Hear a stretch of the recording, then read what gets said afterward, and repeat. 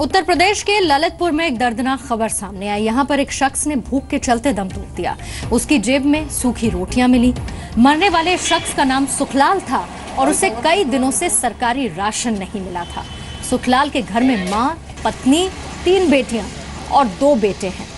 सबसे दर्दनाक बात यह है कि उसकी जेब से सूखी रोटियां निकली, जो ये साबित करती हैं कि वो किस कदर गरीबी से जूझ रहा था। गांव वाले ही सुखलाल की मदद किया करते थे। हालांकि अनाज न होने से गांव वालों की भी हालत बेहद खराब है। इस घटना के बाद प्रशासन के हाथ पांव फूले हुए हैं, क्योंकि इस जेब से मिले रोटी के सूखे टुकड़े।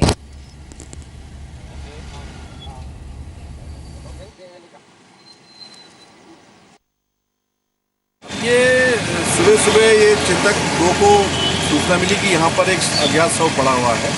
ये शव किसी भिखारी का लग रहा है और शरीर उसका पतला सुबड़ा हुआ है। तो ये लग रहा है कि ये तो या तो रात में किसी वक्त या तो उसको खाया हुआ नहीं है इसमें, या कोई बीमारी रही है इसको, उस वजह से रात में लेटा और लेटे सोते सोते इसका जो है दम निकल गया है। और ललितपुर से जी मीडिया संवाददाता अमित सोनी इस वक्त मेरे साथ जुड़ चुके हैं फोन लाइन पर।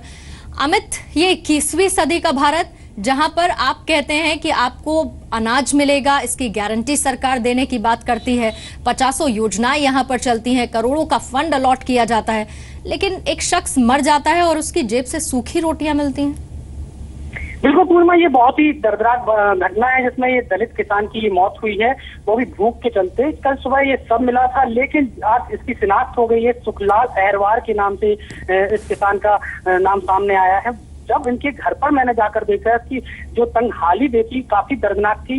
मेरे भी आंखों से आंसू आ गए। जिस तरह इसका परिवार था काफी समय से एक एक दाने के लिए तड़प रहा है। वहीं सरकार तमाम योजनाएं चलाती है, बुंदेलखंड के सूखे के नाम पर सियासत की जाती है, लेकिन जो हालात है, जमीनी हकीकत है, वो ये मौत बयान करती है कि आप सियासत की रोटी तो सेक रहे हैं, लेकिन जो रोटियां हैं जिनको हक है उनके पेट तक वो रोटियां पहुंच रही हैं, ये एक बड़ी बात होती है। समाजवादी खाद्य सुरक्षा योजना चलाई जा रही है, तमाम योजनाएं चलाई जा रही हैं, लेकिन वो क्या उन गरीबों तक पहुंच रही है?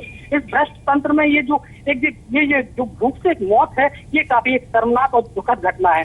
उनमें जिस तरह से ग्रामीणों का कहना है, ये जो दलित किसान था इसकी हालत काफी दयनीय थी। 8 लोगों का परिवार था, 2 माह से इसके यहाँ राशन नहीं मिला था। लगभग 4 साल से इसकी लगातार फसल जो खराब होती आ रही थी, जिसके चलते इसका कर्जा जो था 60,000 रुपए सरकारी कर्जा था, वो लगातार बढ़ता जा रहा था।